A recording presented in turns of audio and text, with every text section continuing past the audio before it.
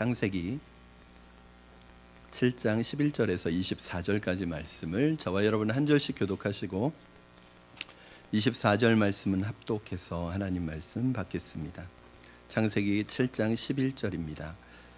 노아가 600세 되던 해 둘째 달 곧 그달 11의 날이라. 그날에 큰 기쁨의 샘들이 터지며 하늘의 창문들이 열려 40주야를 비가 땅에 쏟아졌더라. 곧 그날에 노아와 그의 아들 셈, 함, 야벳과 노아의 아내와 세 며느리가 다 방주로 들어갔고 그들과 모든 들짐승들이 그 종류대로 모든 가축이 그 종류대로 땅에 기는 모든 것이 그 종류대로 모든 새가 그 종류대로 무릇 생명의 기운이 있는 육체가 둘씩 노아에게 나와 방주로 들어갔으니 들어간 것들은 모든 것의 암수라. 하나님이 그에게 명하신 대로 들어가매 여호와께서 그를 들여보내고 문을 닫으시니라. 홍수가 땅에 40일 동안 계속된지라. 물이 많아져 방주가 땅에서 떠올랐고 물이 더 많아져 땅에 넘치매 방주가 물 위에 떠다녔으며 물이 땅에 더욱 넘침에 천하의 높은 산이 다 잠겼더니 물이 불어서 15규빗이나 오르니 산들이 잠긴지라. 땅 위에 움직이는 생물이 다 죽었으니 곧 새와 가축과 들짐승과 땅에 기는 모든 것과 모든 사람이라. 육지에 있어 그 코에 생명의 기운에 숨이 있는 것은 다 죽었더라. 지면의 모든 생물을 쓸어버리시니 곧 사람과 가축과 기는 것과 공중의 새까지라. 이들은 땅에서 쓸어버림을 당하였으되 오직 노아와 그와 함께 방주에 있던 자들만 남았더라. 물이 150일을 땅에 넘쳤더라. 아멘. 매년 장마철이 되면은 홍수가 나지는 않을까 걱정하고 염려하는 분들이 있습니다. 주로 이렇게 대부분 저지대, 지대가 낮은 지역에 사는 분들, 그리고 이런 배수 시설이 잘 돼 있지 않은 곳에 사시는 분들은 홍수 때가 매년 장마 때가 되면 걱정이 되는 거예요. 물에 대한 트라우마가 다 있으신 것 같습니다. 사실은 내리는 그 대부분의 홍수가 나서 집이나 가옥이 이렇게 침수되는 경우는 사실은 내리는 비만으로는 그렇게 침수가 되지 않습니다. 이제 비가 내리는 속도보다, 그러니까 비가 내려도 잘 빠지면 이렇게 집이 침수가 되지 않는데, 이 비가 내리는 속도보다 빠지는 속도가 느리거나 비는 내리는데 빠지지 않으면 금방 침수가 됩니다. 그래서 홍수가 날 때 보면은 위에서 오는 비만으로는 비만으로 되는 것이 아니라 이 하수구를 통해서 이 물이 역류해서 들어오는 것 때문에 굉장히 한번 물이 훑고 지나간 자리는 남는 게 없죠. 제가 신혼 초에 아주 작은 반지하 방에서 살았습니다. 그 안양으로 사역지를 옮기면서 너무 급하게 옮기는 바람에 집을 마련하지 못하고 안양으로 사역지를 옮겨서 이제 사역을 해야 되는데 교회 집사님, 안수 집사님이 자기가 비어있는 작은 방이 하나 있다는 거예요. 자기 방은 아니고 자기 아는 후배가 거기 이제 땅값이 오른다고 거기 그냥 집을 사놓고 비워둔 방이에요. 그러니까 사실은 크지 않고 이제 그 방이 한 3-4평 정도밖에 안 돼요. 두 사람 누우면 이제 딱 되는. 그리고 뭐 가구는 아무것도 못 들어가고요. 그리고 거실이 없고 그 방 옆으로 한 2평 정도 되는 작은 부엌이, 장판이 깔려 있는 부엌이 있었습니다. 근데 이제 그 급하게 그 집으로라도 들어가서 이제 생활해야 되기 때문에 들어가서 나름대로 막 꾸며놓고 페인트 칠하고 아주 새 집으로 만들어서 그렇게 살았어요. 근데 한 2달 정도 지나고 나서부터 밤 늦은 시간이나 새벽에 물이 하수구에서, 이 배수구에서 역류해서 들어와요. 새벽이 되면 새벽 예배 가려고 눈을 딱 떠서 일어났는데 부엌에 이제 이런 턱이 있었으니까 그 턱까지 물이 이렇게 차 있는 거예요. 너무 깜짝 놀래가지고 이게 무슨 일인가 했더니 그 하수구 냄새, 막 이상한 냄새가 나는 거예요. 그래서 보니까 윗집에서 세탁기를 돌리고 탈수를 하잖아요. 탈수하는 물이 이제 저희 집으로 다 들어오는 거예요. 그래서 이게 어떻게 된 일인가 하고 물어봤더니, 그래 뭐 일단 당분간은 밤에 늦은 시간에 빨래 안 하시면 안 되냐고. 그렇게 해도 뭐 그분도 사정이 있는데 그럴 수가 있나요? 늦게 들어와서 그 시간밖에 빨래할 시간이 없으니까. 그 건물 조사해 봤더니 이게 보통 문제는 아니었어요. 이게 큰 돈이 들어가야 되는 문제에서 이걸 어떻게 할 수가 없었습니다. 그래서 한 3개월 살다가 나오게 됐는데 그때 거의 하루 걸러서 이틀꼴로 밤 늦은 시간에 새벽에 그 물을 퍼내고, 그러면 이게 장판 밑으로 물이 다 들어가잖아요. 그거를 다시 빼내고 닦고 말리고 해놓으면 이틀 후에 또 물이 차고. 지금 생각해도 마음이 너무 힘들었던 것 같아요. 왜냐하면 새벽 예배는 가야 되는데 4시에 일어나서 새벽 예배는 가야 되는데 그때는 새벽에 차량 운행까지 제가 했거든요.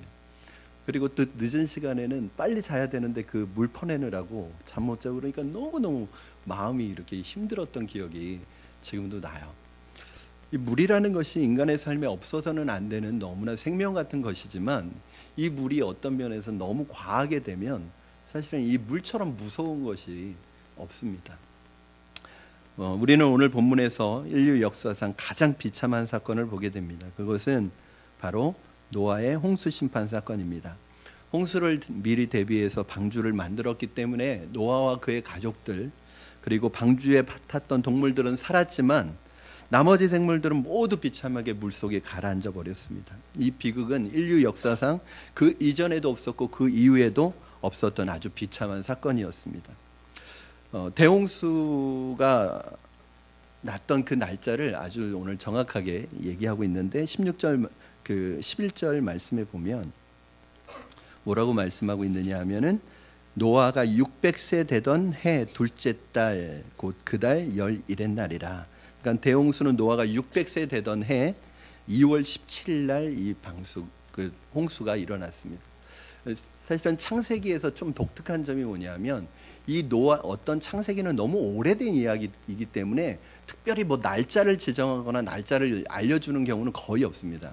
근데 유일하게 오늘 본문에서 홍수가 일어났던 날의 날짜를 정확하게 얘기하고 있어요. 이게 뭘 얘기하는 걸까요? 왜 이 홍수가 일어났던 사건만 이렇게 정확하게 날짜가 기록되어 있는 걸까요? 이 홍수라는 사건이 어떤 전설이나 신화가 아니라 역사상에 실제로 있었던 일이라는 것을 보여주기 위해서 그렇게 기록한 것입니다. 사실은 이 홍수 사건은 성경에만 있는 것은 아닙니다. 사실은 고대 근동국가나 고대 국가들에게 이 홍수에 대한 역사적인 기록이 다 있어요. 아주 오래된 고대 국가들에게. 근데 그 디테일적인 부분에 들어가면 거기에서는 좀 기술이 달라요. 좀 내용이 달라지기는 해요. 그런데 대부분 이 홍수에 대한 기억을 가지고 있는 거예요. 왜 그러냐면 이 홍수 사건은 모든 인류가 함께 경험한 공통의 역사고 공통의 경험이기 때문에 그것을 다 기억해서 기록했는데, 문제는 이제 시간이 지나고 세월이 지나고 사람이 바뀌면서 그 기록들이, 그 기억이 희미해지니까 조금 세부적인 부분에 있어서 내용이 달라지는 거예요. 그런데 성경은 하나님께서 계시해 주신 말씀이기 때문에 정확하게 기록이 되었지만, 다른 이제 민족들에는 다른 부분에 있어서는 이런 부분이 왜곡되어서 조금 다른 내용을 기술하고 있지만, 한 가지 확실한 것, 그래서 성경도 그런 고대 국가들의 이야기와 비교해 볼 때 내용이 다르니까 틀리다가 아니라, 한 가지 우리가 여기서 얻을 수 있는 확실한 것은 홍수는 분명한 역사적인 사실이라는 것을 알 수가 있습니다.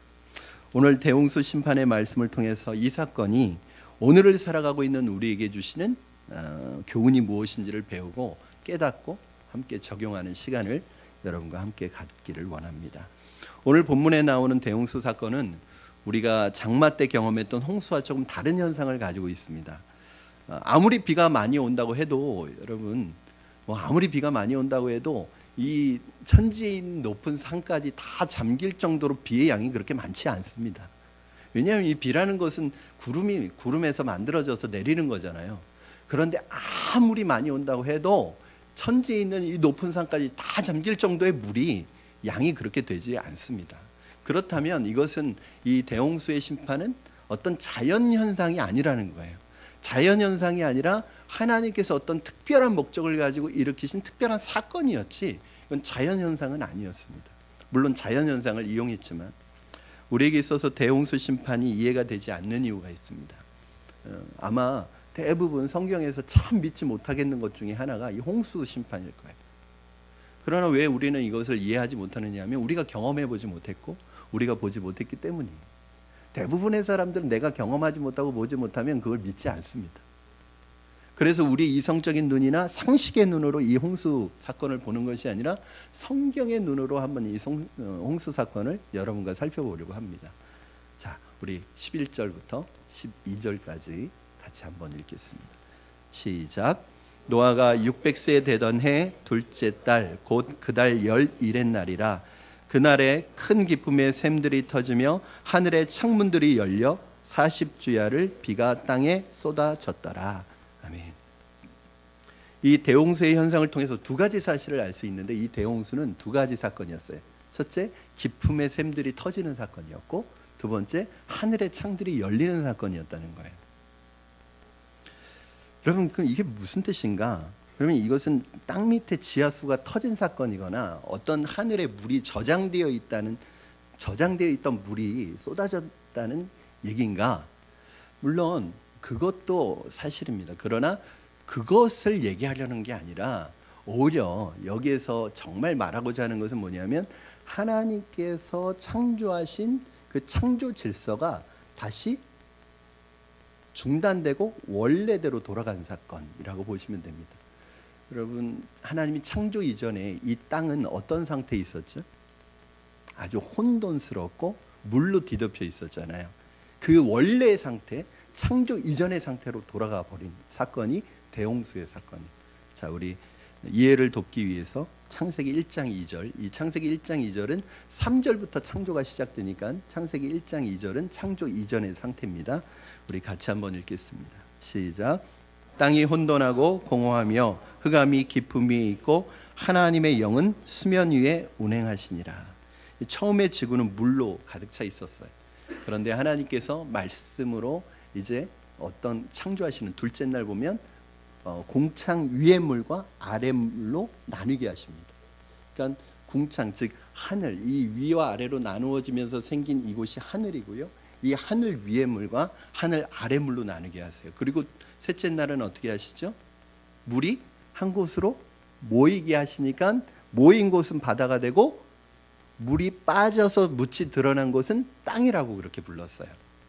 근데 여러분, 이것이 그냥 그렇게 물이 단편적으로 모이고 빠지고 이런 게 아니라, 그 셋째 날에는 바로 이 땅이 솟아나고 땅이 만들어지고 땅이 드러나고 산이 올라오고 이런 모든 과정을 하고, 또 한쪽에선 땅이 꺼지면서 그쪽으로 물이 모이는 거죠.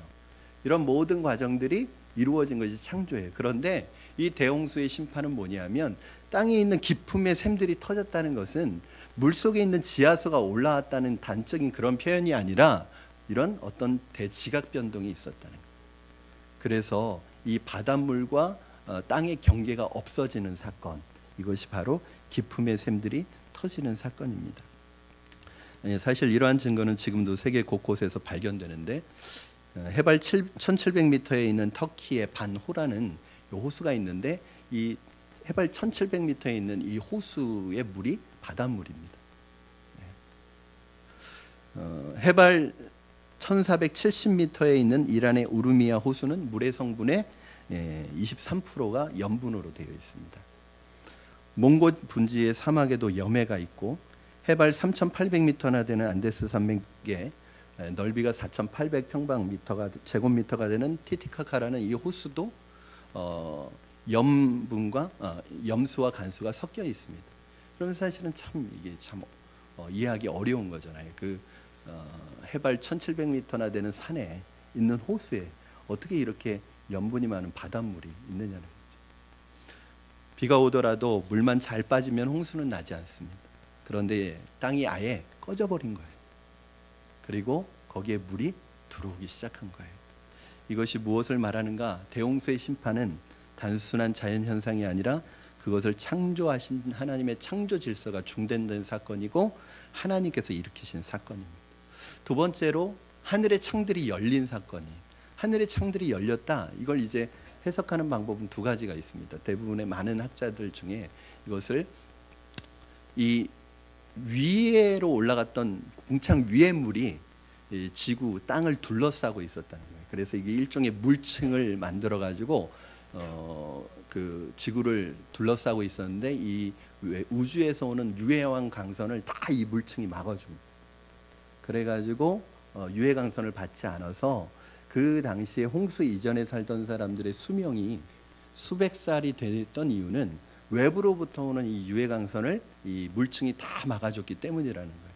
그런데 홍수 때 이 지구를 둘러싸고 있었던 물층이 다 쏟아져서 지금은 그 물층이 남아있지 않고 그 홍수 사건 이후로 이 물층이 없기 때문에 사람들의 수명이 급격하게 줄어들었다. 이런 얘기를 하고 있습니다. 또 하나는, 이건 또 하나의 해석인데, 이러한 표현 자체가 시적인 표현이라는 거예요. 예를 들어서 여러분, 우리가 그런 때 있잖아요. 너무너무 비가 그냥 막 쏟아지면 하늘에 구멍이 뚫렸나? 뭐 이런 표현을 하잖아요. 마찬가지로 하늘의 창들이 열렸다는 것은 실제로 하늘에 있는 창이 열려서 이런 물층이나 이런 뭐 물주머니가 하늘에 가득 있어서 이걸 그 쏟아 부은 사건이 아니라 하나님께서 그 지각 변동과 천재지변을 일으키신, 그래서 하나님께서 심판하셨던 것을 그냥 시적으로 표현한 것이지 그것이 문자적인 표현은 아니다, 이렇게 해석하는 경향이 있어요. 저는 첫 번째도 지지하고 두 번째도 다 저는 지지합니다. 왜냐하면 실제로 문자적으로 볼 필요도 있고, 또 하나는 이게 꼭 문자적인 표현이 아니고 그렇게 표현도 할 수 있는 거예요. 중요한 건 이거 가지고 이게 문자 그대로의 표현이냐, 이거 시적인 상징적인 표현이냐, 이거 가지고 싸울 필요 없어요. 중요한 것은 하나님께서 일으키셨다는 거예요. 하나님께서 홍수 심판을 일으키셔서 인류를 심판하신 것은 하나님이 하신 일이라는 것은 그게 중요한 거지, 이게 뭐 문자적이냐 시적인 표현이냐 이게 중요한 거 아니에요. 근데 요즘에 이거 가지고 싸우거든요. 사실은 인간의 수명이 줄어든 것은 홍수가 직접적인 원인이 될 수도 있지만, 사실은 이미 홍수가 일어나기 이전에 하나님께서 인간의 죄악을 보고 인간의 수명이 줄어들 것을 이미 말씀하셨죠. 그래서 인간의 수명이 줄어든 것은 홍수 때문이 아니라 하나님의 말씀의 성취라고 보는 견해도 있습니다. 우리 창세기 6장 3절 말씀 한번 같이 보시겠습니다. 창세기 6장 3절 시작. 여호와께서 이르시되 나의 영이 영원히 사람과 함께 하지 아니하리니 이는 그들이 육신이 됨이라. 그러나 그들의 날은 120년이 되리라 하시니라. 그러니까 120살로 이렇게 줄어버렸어요. 그러면 이렇게 비가 온 결과 어떻게 되었을까요? 20절 말씀, 우리 한번 20절 말씀 같이 보도록 하겠습니다. 시작. 물이 불어서 15규빗이나 오르니 산들이 잠긴지라. 그럼 잘 보셔야 됩니다. 물이 불어서 높이가 얼마나 됐어요? 15규빗이 돼서 산들이 잠겼대요. 그럼 이게 되게 이상한 거예요. 왜냐하면 1규빗이 얼마죠? 1규빗 45cm죠. 사실 딱 45cm라고 정해진 건 아니었습니다. 당시에는 뭐 자나 이런 게 없으니까 대체로 성인의 이 팔꿈치에서 요 손끝까지가 1규빗이에요. 이게 이제 단위를 재는 길인데 이게 대부분 45cm 정도 됩니다. 그런데 보통 이렇게 하면 계산하기가 힘드니까 1규빗 그러면 50cm라고 생각하시면 돼요. 그렇죠. 그러면 2규빗은 너무 어렵나요? 1규빗이 50cm, 2규빗이면 100cm, 그러니까 1m예요. 그러니까 2규빗은 1m예요. 그러면 15규빗이면 몇 미터일까요? 네, 7.5m, 7m, 7.5m. 여러분, 물이 7m까지 차올랐다고 산이 다 잠겨요? 산은 해발 몇 미터인데, 그렇죠? 사실은 7m 물이 올랐다고 산이 잠기진 않아요. 이건 뭘 얘기하는 거예요? 그 당시에 엄청난 지각 변동이 있어서 땅이 꺼지고 산이 꺼지는 사건들이 있었을 것을 추정할 수 있습니다. 그렇죠? 여러분, 우리는 여기서 한 가지 사실을 깨닫게 됩니다. 이 자연 법칙은 어떻게 유지되고 있을까요? 누가 그렇게 시작했고, 이 자연의 법칙이 있잖아요.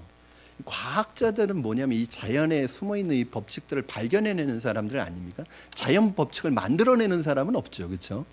자연에 이미 있는 법칙들을 발견해내는 거예요. 뭐 중력의 법칙도 그렇고, 그렇죠? 있는 것을 발견해내는 거예요. 그럼 이 자연 법칙은 언제 처음 시작이 됐을까요? 어떻게 시작이 됐을까요? 누구에 의해서 시작이 되었을까요? 아주 정밀하게 맞물려서 이 우주와 모든 이것이 자연이 맞물려서 돌아가는 일정한 규칙을 가지고 있는데 이거는 누가 만들었을까요? 누가 시작했을까요? 저절로 됐을까요? 저절로 그냥 생겨가지고 법칙이 저절로 생겨서 자기들끼리 막 끼워 맞춰가지고 막 움직이고 있는 걸까요? 여러분 왜 바다는 육지로 올라오지 않을까요? 거기 뭐 그물 여긴 내 땅하고 그물 그어놓은 것도 아닌데 왜 바닷물은 딱 거기에 멈춰 있을까요? 성경에서는 하나님께서 거기 넘어오지 말라고 말씀하셨대. 경계를 그어 놓으셨대. 즉 이 자연 법칙은 누가 붙들고 있는 것이냐면 하나님이 붙들고 있는 거예요. 하나님께서 이 자연 법칙을 붙들고 있어서 이 자연 법칙이 유지되고 있는 것인데 만약에 하나님께서 이 붙들고 있는 자연의 법칙을 놓아버리시거나 하나님의 말씀이 놓아버리시면 이 자연 법칙이 질서를 잃어버리고 나타나는 현상이 재앙입니다. 사랑하는 여러분, 자연도 대단합니다. 자연을 보고 있으면 그 자연의 광대함과 웅장함에 그냥 입이 다물어지지 않습니다. 저는 본 적은 없지만 나이아가라 폭포 앞에 딱 서 있으면 와 라는 입이 다물어지지 않는 감탄사가 나올 거예요. 이 자연을 보면 참 신비하고 오묘합니다. 그런데 자연의 그 위대함과 광대함을 보면서 자연만 보시면 안 됩니다. 그 자연을 붙들고 그 자연현상을 붙들고 그 자연의 법칙을 붙들고 있는 그 배후에 계신 하나님이 보여야 돼요. 왜요? 하나님께서 그렇게 자연을 만드실 때 그 자연 속에다가 하나님을 볼 수 있는 하나님이 보일 수 있도록 당신을 나타내셨대. 이걸 우리는 계시라고 합니다. 즉 자연은 계시된 언어예요. 이걸 우리가 일반 계시라고 해요. 우리 로마서 1장 20절 말씀 한번 그럼 같이 읽어보겠습니다. 시작. 창세로부터 그의 보이지 않는 것들 곧 그의 영원하신 능력과 신성이 그가 만드신 만물에 분명히 보여 알려졌나니 그러므로 그들이 핑계하지 못할지니라. 이제 사람들이 나중에 나 하나님 있는지 몰랐는데요, 하나님이 계신지를 몰랐는데요, 그렇게 핑계대지 못한다는 거예요. 왜? 하나님이 자연 만물 속에 이미 하나님이 계시다는 걸 다 계시해 놨대요. 그래서 자연을 보면 누가 계시다는 걸 느껴요? 그렇죠, 여러분. 이거 하나님이 아니면 설명이 안 돼요. 하나님이 아니고서는 이런 일들이 어떻게 일어납니까? 여러분 그 우주 공간의 그 질서와 그 모든 것이 어떻게 저절로 일어나고 있어요? 그 모든 것이 정말 이게 마치 톱니바퀴가 맞물려 돌아가는 것처럼 이렇게 치밀하고 정밀하게 움직여가고 있는 이것을 움직이는 것이 뭐예요? 움직이는 힘이. 그건 사람이 설명할 수 없는 거예요. 그걸 보면서 하나님, 이건 하나님이 아니면 할 수가 없다. 이건 사람의 과학으로 기술로 될 수가 없는 거예요. 그러나 이것이 어떻게 이렇게 되고 있는지 아무도 설명 못합니다. 물론 여러분 중에 그렇게 설명할 수 있어요. 바닷물이 육지로 올라오지 않는 건 중력의 법칙 때문에 그런 것이고 자전과 공전 때문에 그런 것이고 어떤 법칙 때문에 그런 현상이 나타나는 건 설명이 되지만 그 법칙이 어디에서 왔느냐는 건 설명 못하잖아요. 그러면 그 자연현상을 그렇게 이끌어가는 그 법칙은 어디에서 온 거예요? 누가 만든 거예요? 저절로 생긴 거예요? 스스로 생겼나요? 자연이? 우연히 생겼나요? 우린 그걸 보면서 누가 계시다는 걸 알 수 있는 거예요. 40일 동안 땅에서 물이 터지고 하늘에서 물이 쏟아졌습니다. 이러한 심판 속에서 사는 유일한 살 수 있는 길은 방주로 들어가는 것이었습니다. 노아는 이 순간을 위해 수십 년 시간을 묵묵히 방주를 만들어 왔고 하나님께서는 오늘 그 노아와 노아의 가족을 이 방주 속으로 인도하셨습니다. 우리 13절부터 15절까지 여러분 같이 읽겠습니다. 여러분이 한번 읽어주시면 감사하겠습니다. 시작.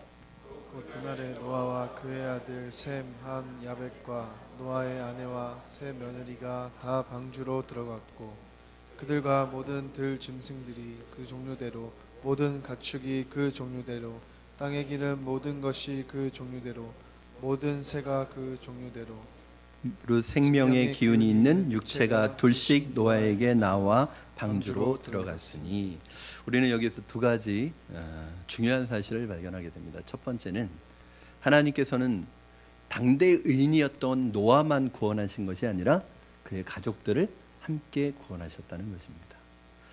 주 예수 그리스도를 믿어라 그리하면 너와 내 집이 구원을 얻으리라. 이 말씀이 여러분의 가정에 이루어지기를 주님의 이름으로 축원합니다. 내가 예수를 믿으면, 우리 가정에서 내가 예수를 믿으면, 내가 예수 믿었기 때문에 다른 가족들은 저절로 덤으로 구원받는다는 얘기가 아니에요. 내가 예수 그리스도를 믿고 그 믿음으로 우리 가정에 서 있으면 내 구원의 복음의 영향력이, 은혜가 우리 가족들에게, 다른 가족들에게 흘러가서 그 사람도 언젠가는 하나님의 때에 하나님의 방법으로 하나님의 백성이 된다는 것을 말하고 있는 것입니다. 그러므로 여러분이 그 자리에 서 있는 것은 구원의 통로의 역할을 하는 것이고 복음의 통로의 역할을 하는 거예요.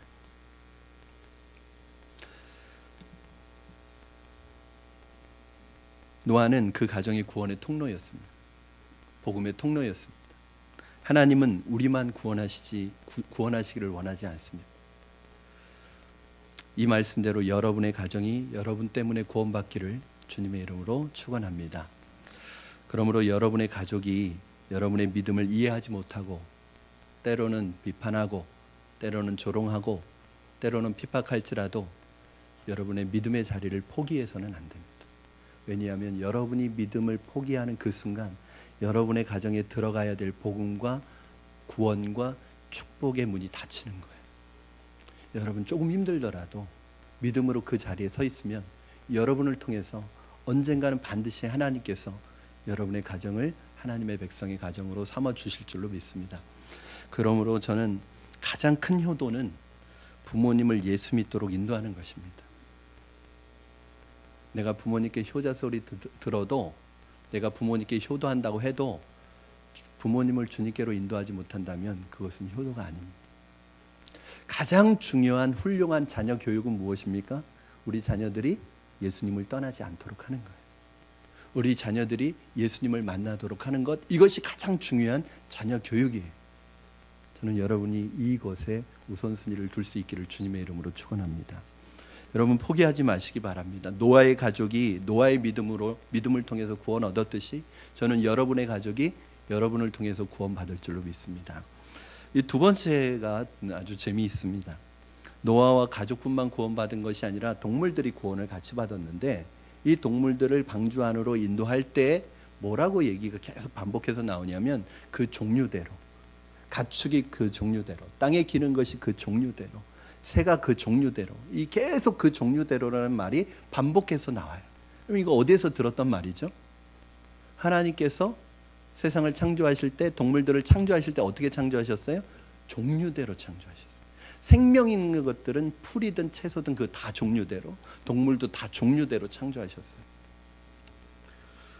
하나님은 아베바가 진화해서 고등동물이 되고 원숭이가 진화해서 사람이 되는 종의 변화를 의도하지 않으셨습니다. 물론 종 안에서는 돌연변이가 일어날 수 있고 여러 변화가 있을 수 있습니다. 그러나 하나님은 종류대로 창조하셨고 그 창조된 피조물들을 종류대로 보존하십니다. 인간은 인간이고 동물은 동물입니다. 하나님은 창조한 그대로 보존하십니다. 우리 16절 말씀 같이 읽겠습니다. 시작. 들어간 것들은 모든 것의 암수라 하나님이 그에게 명하신 대로 들어가매 여호와께서 그를 들여보내고 문을 닫으시니라. 재밌는 표현입니다. 아마 여러분이 창세기를 그렇게 오래 읽었지만 우리가 이 부분을 캐치해낸 분이 얼마나 있을까 그런 의문이 듭니다. 동물들과 노아의 가족이 방주에 들어가고 난 다음에 문을 누가 닫았어요? 노아가 딱 안에서 닫아버렸나요? 하나님이 문을 닫으셨어요.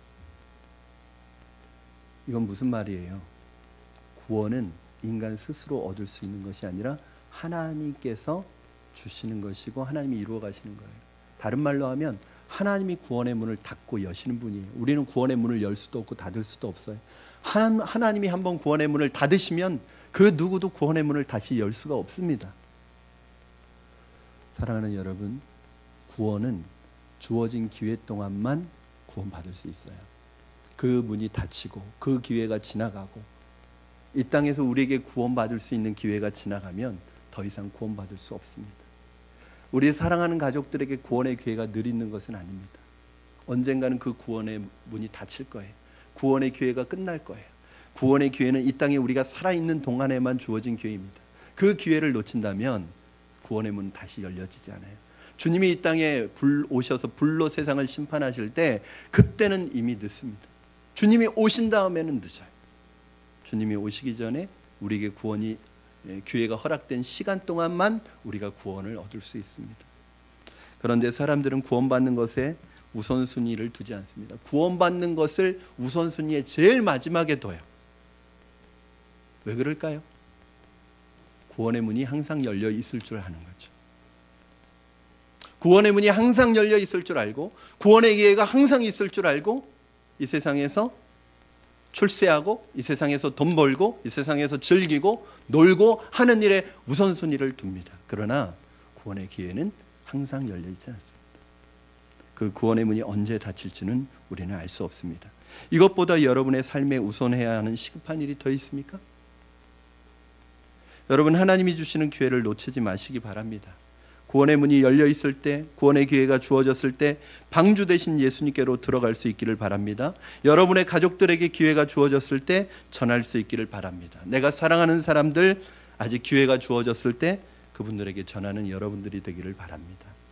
이렇게 방주에 들어간 노아와 그의 가족들은 홍수로부터 구원받았지만 방주 바깥에 있었던 사람들은 정반대의 상황에 놓여 있었습니다. 우리 17절부터 19절 말씀 한번 같이 읽도록 하겠습니다. 17절로 19절 시작. 홍수가 땅에 40일 동안 계속된지라 물이 많아져 방주가 땅에서 올라왔고 물이 더 많아져 땅에 넘침에 방주가 물 위에 떠다녔으며 물이 땅에 더욱 넘침에 천하의 높은 산이 다 잠겼더니. 홍수가 땅에 내렸던 것은 며칠 동안이죠? 40일 동안입니다. 물이 범람해서 땅을 다 덮었다고 나와 있는데 사실은 그렇게 단순하지가 않아요. 그냥 비가 많이 와서 땅을 다 덮었다 이게 아니에요. 성경은 어떻게 표현하고 있냐면 이미 비가 그쳤지만 물은 계속 불어나고 있었어요. 범람하고 있었어요. 17절에서는 뭐라고 말씀하고 있죠? 물이 많아졌다 이렇게 표현을 하고 있어요. 그렇죠? 성경을 보세요. 17절에 보시면 물이 많아졌다고 하고 있고 18절에는 뭐라고 그러죠? 물이 더 많아졌다고 얘기하고 있고 19절에는 물이 땅에 더욱 넘침이 이렇게 얘기하고 있어요. 비는 40일 동안 왔지만 물은 계속해서 불어나고 있었습니다. 이것이 지각 변동으로 인한 물에 계속해서 이동이 있었다는 것을 우리에게 설명해 주고 있습니다. 하나님은 방주의 문을 닫으신 것을 마지막으로 물이 세상을 휩쓰는 동안 자취를 감추십니다. 그 무서운 물이 세상을 덮치고 그 험한 파도로 모든 생명체를 다 덮치고 있는 그 순간에 하나님은 말씀하지 않으시고 침묵하시고 자취를 감추셔요. 나타나지 않으십니다. 하나님 어디 계실까요? 어디 계십니까? 하나님 뭐하고 계십니까 지금? 이렇게 온 인류가 다 물속에 수장되고 있는 이 순간에 하나님은 그 말씀도 안 하시고 모습도 나타내시지 않았어요. 어디 계세요? 뭐하고 계세요? 저는 그런 생각이 들었어요. 하나님 뭐하고 계실까? 아마도 하나님 그 시간에 눈물을 흘리셨을 것입니다. 하나님께서 아름답게 창조하신 천지 만물들, 하나님께서 그것을 지으시고 너무 흡족해 하시면서 참 좋다, 보시기에 좋았다고 흡족해 하시던 그 모든 피조물들, 특히 하나님의 형상으로 만들어진 이 인간을 보실 때 하나님께서 so good, 너무너무 좋다, 그렇게 아끼시고 사랑하셨던 이 피조물인 인간을 스스로 죽이셔야 하는 하나님의 마음은 어땠을까? 그런 생각이 들더라고요. 그렇게 생각하고 나니까 하늘에서 쏟아진 그 엄청난 비들은 비가 아니라 하나님의 통곡의 눈물은 아니었을까? 21절부터 23절 말씀 여러분 보시겠습니다. 21절부터 23절입니다. 시작. 땅 위에 움직이는 생물이 다 죽었으니 곧 새와 가축과 들짐승과 땅에 기는 모든 것과 모든 사람이라. 육지에 있어 그 코에 생명의 기운에 숨이 있는 것은 다 죽었더라. 지면의 모든 생물을 쓸어버리시니 곧 사람과 가축과 기는 것과 공중의 새까지라. 이들은 땅에서 쓸어버림을 당하였으되 오직 노아와 그와 함께 방주에 있던 자들만 남았더라. 여러분이 읽으신 이 세 절에서 어떤 단어가 딱 들어오시나요? 다 죽었더라. 이 말이 계속해서 반복되고 있습니다. 간단하게 말하면 뭐냐면 다 죽었더라. 그리고 23절 끝에 보면 노아의 방주에 있던 자만 남았더라. 이 두 부분이 대조가 되고, 그럼 방주 밖에 있었던 생물과 사람들은 모두 죽었는데 방주 안에 있던 노아와 그의 가족들과 생물들은 살았더라. 이게 오늘 우리에게 주시는 중요한 메시지입니다. 노아 시대에 있었던 대홍수의 심판은 단지 과거의 한 비참한 사건이 아니라 오늘 이 노아의 심판을 보시면서, 대홍수 심판을 보시면서 여러분과 제가 어떤 생각을 해야 돼요? 그 과거에 있었던 사건인데 우리하고 무슨 상관이야? 그게 아니죠. 우리하고 직접적인 연관이 있어요. 그게 무슨 말이에요? 이 노아의 시대에 있었던 대홍수 심판은 이 세상 마지막 날에 있게 될 하나님의 최후의 심판의 모형이라는 거예요. 그러므로 예수님께서 이 땅에 다시 오실 때 물로 심판하시지는 않습니다. 왜냐하면 이제 물로 심판하지 않겠다고 말씀하셨어요. 그것에 대한 언약이 뭐냐면 무지개를 주셨어요. 무지개를 볼 때마다 하나님이 물로 심판하시지 않겠다. 그 물로 심판하시지 않겠다는 말은 다른 말로 하면은 이제 자연현상을 이용해서는 심판하시지 않겠다는 거예요. 그러니까 여러분 막 주변에서 지진이 일어나고 자연현상 때문에 죽는 사람이 있어도 물론 그런 것이 국지적으로는 일어날 수 있어요. 지역적으로는 일어날 수 있지만 그 현상을 가지고 이 인류 전체를 심판하시지는 않는다는 거예요. 그러니까 물로 심판하지 않겠다는 것은 단순히 물뿐만 아니라 자연현상을 가지고는 최후 심판하지 않겠다는 거예요. 하나님께서는, 예수님께서는 마지막 날 불로 심판하시겠다고 그렇게 말씀하십니다. 노아의 방주 밖에 있었던 사람들은 모두 다 죽었다는 사실이 중요합니다. 그 사람들이 똑똑한 사람이든지 지혜로운 사람이든지 착한 사람이든지 성공한 사람이든지 위대한 업적을 남긴 사람이든지 상관하지 않고 그들이 죽은 이유는 방주 바깥에 있었기 때문입니다. 방주 안에 있었던 사람들이 살았던 이유는 노아의 가족들이, 노아는 당대의 의인이었지만 노아의 가족들이 남들보다 선하거나 남들보다 똑똑했기 때문에 살았던 것이 아니라 그들이 살았던 이유는 방주 안에 있었기 때문에 살았습니다. 예수님께서 오셔서 이 세상을 불로 심판하실 때 예수 그리스도를 믿어 하나님의 자녀가 된 사람은 모두 살 것이요 생명을 얻을 것입니다. 그러나 의롭거나 지혜롭고 지식이 많은 사람이라도 예수 그리스도를 믿지 않으면 다 죽게 되어 있습니다. 영원한 죽음으로 떨어지게 되어 있습니다. 여러분, 제가 이 말을 한다고 해서 너무 거부감을 갖지 마시기 바랍니다. 왜냐하면 요새 이런 설교 잘 못합니다. 요새 지옥에 대한 설교 잘 못합니다. 죽음에 대한 설교 못합니다. 왜? 기분 나쁘니까. 그러나 기분 나빠도 해야 될 말은 해야 되겠어요. 왜냐하면 저는 이 성경이 있으니까 이 말을 해야 합니다. 이 얘기 안 하면 전 직무유기입니다. 여러분, 오직 예수 그리스도에는 구원의 길이 없습니다. 성경은 우리에게 말씀하십니다. 천하 만민에게 구원을 얻을 만한 다른 이름을 주신 적이 없다고 말씀하십니다. 예수님께서 직접 말씀하십니다. 내가 곧 길이요 진리요 생명이니 나로 말미암지 않고는 아버지께로 올 자가 없다고 말씀하십니다. 여러분, 예수 외에 다른 길이 없습니다. 여러분, 이 말이 얼마나 믿기 힘들고 독선적인 말처럼 들리는지 저도 압니다. 제가 예수 믿지 않는 사람이라도 이 말을 어떻게 믿어요? 우리가 믿고 있는 이 말을 어떻게 믿어요? 2000년 전에, 그것도 우리나라가 아니라 지도에도 보이지도 않을 정도로 작은 이 팔레스틴이라는 땅에, 이스라엘이라는 나라에 와가지고 자기가 스스로 메시아라고 주장했던 30대 초반의 이 젊은이를 메시아로 믿으면 구원을 받는다는 거예요. 여러분, 이걸 어떻게 믿습니까? 차라리 우리 단군 할아버지를 믿는 게 훨씬 낫죠. 그게 더 믿어지죠. 그런데 알지도 못하는 나라에, 그것도 작은 나라에 2000년 전에 그것도 와가지고 자신이 메시아라고 했던 그 젊은 청년을 믿으면 구원받는다. 이걸 도대체 여러분, 이걸 믿는 게 정상이에요? 믿지 않는 게 정상이에요?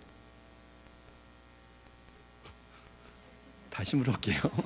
믿는 게 정상이에요? 믿지 않는 게 정상이에요? 믿지 않는 게 정상이죠. 저와 여러분은 정상이에요? 비정상이에요?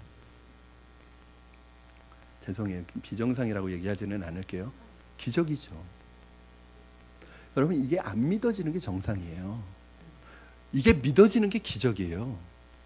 그러므로 저와 여러분은 기적을 체험하고 있는 거예요. 여러분, 이 사실을 믿고 있잖아요. 뭐 의심의 과정을 통해서 내가 믿음이 이르렀던지 간에, 전혀 의심 없이 믿고 있든지 간에, 내가 지금 이것을 믿고 있는다는 것 자체가 전혀 의심되지 않고 이걸 믿고 있는다는 것 자체가 얼마나 불가능한 일이에요. 근데 우리가 그걸 믿고 있어요. 그러므로 우리가 갖고 있는 이 믿음이 우리가 만든 믿음일 리가 없어요. 하나님께서 우리가 믿을 수 있는 마음을 주신 거예요. 믿어진 거지 내가 믿은 게 아니에요. 그러고 보면, 사랑하는 여러분, 우리의 방주 되신 예수님 안으로 들어오시기 바랍니다. 그 이름을 믿으시기 바랍니다. 여러분이 착한 사람이냐 똑똑한 사람이냐 큰 의미가 없습니다. 왜요? 우리는 다 거기에서 거기입니다. 여러분이 착해봤자 얼마나 착하겠어요? 여러분, 우리가 악해봤자 얼마나 악하겠어요? 우리끼리는 악하다 선하다 말할 수 있지만 하나님이 원하시는 기준에서 볼 때 우리는 다 거기에서 거기입니다. 하나님의 기준에 이르지 못합니다.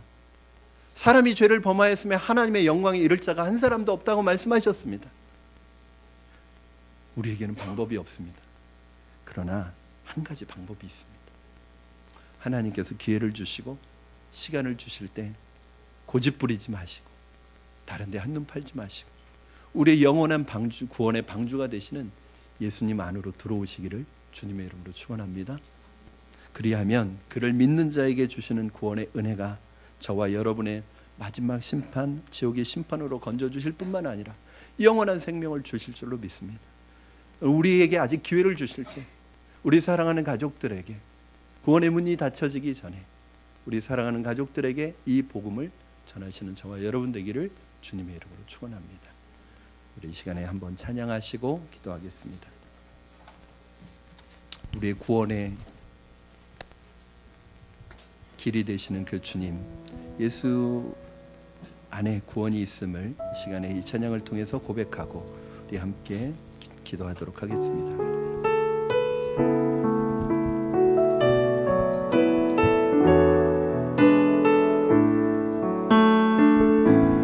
우리 보좌 앞에 모였네. 함께 주를 찬양하며 하나님의 사랑 그 아들 주셨네. 그의 피로 우린 구원받았네. 십자가에서 쏟으신 그 사랑 강같이 온 땅에 흘러 각 나라와 족속 백성 만원에서 구원받고 주 경배드리네.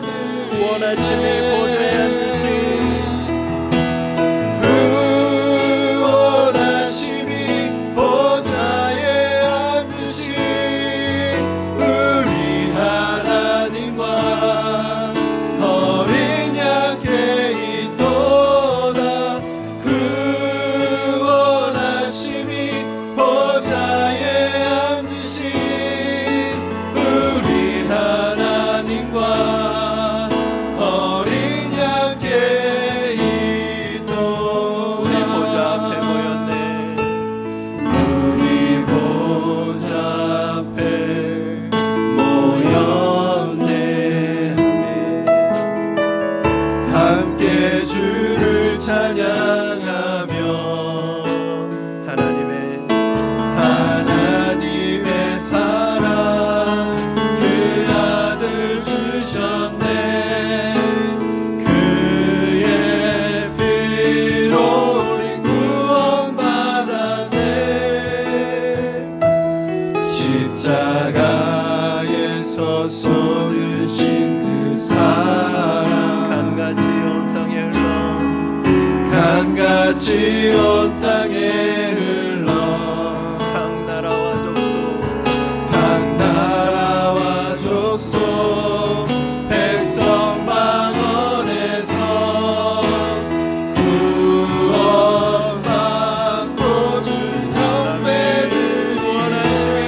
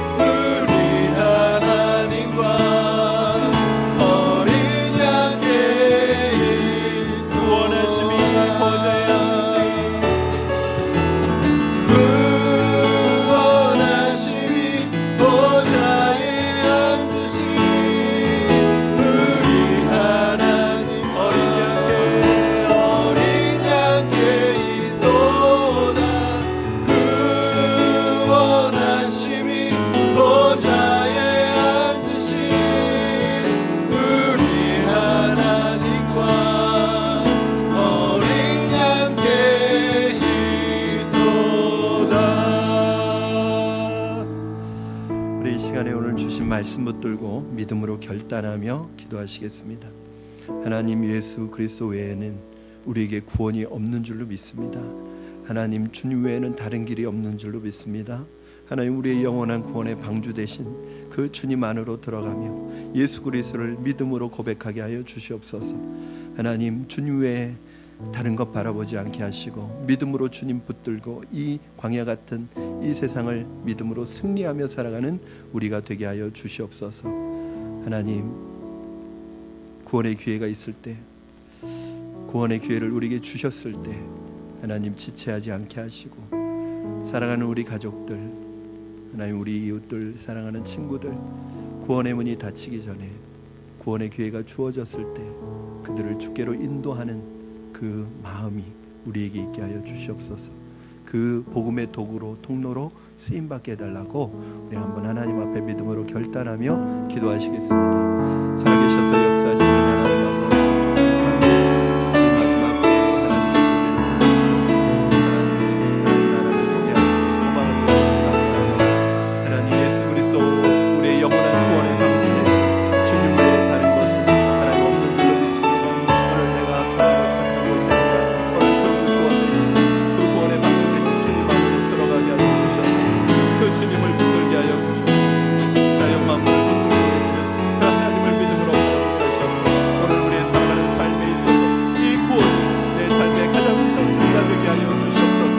아직 구원받지 못한 우리 가족들, 그들을 주께로 인도하는 마음을 우리에게 허락하여 주시옵소서. 구원의 기회가 주어졌을 때, 구원의 문이 열려 있을 때 하나님 사랑하는 사람들 주께로 인도하는 구원의 통로로 쓰임받을 수 있도록 주님 축복하여 주시고, 우리를 축복하여 주시고 역사하여 주시옵소서. 살아계신 하나님 아버지, 노아의 시대와 오늘 우리가 살아가는 이 시대가 하나님 크게 다르지 않음을 인하여 우리 안에 두렵고 떨리는 마음이 있습니다. 그러나 하나님, 언제 주님이 하나님 오실지라도, 또 우리가 언제 이 땅의 삶을 마감하고 주님 앞에 갈지라도 우리의 믿음이 흔들리지 않게 하여 주시고, 우리의 영원한 구원의 방주가 되시는 주님 안에 들어가며 그 주님만 믿음으로 붙들고 이 땅 가운데 걸어가는 우리가 되게 하여 주시옵소서. 하나님께서 우리에게 구원의 기회를 아직 주시고 구원의 문을 열어두고 계실 때, 아직 구원에 이르지 아니한 우리 사랑하는 가족들과 이웃과 친구와 하나님, 그들을 하나님 주께로 인도하는 하나님 그 귀한 사명을 우리를 통하여 이루어 주시고, 우리가 복음의 통로로, 구원의 통로로, 축복의 통로로 하나님 쓰임받을 수 있도록 도와주시옵소서. 감사하며 예수님의 이름으로 기도합니다. 아멘.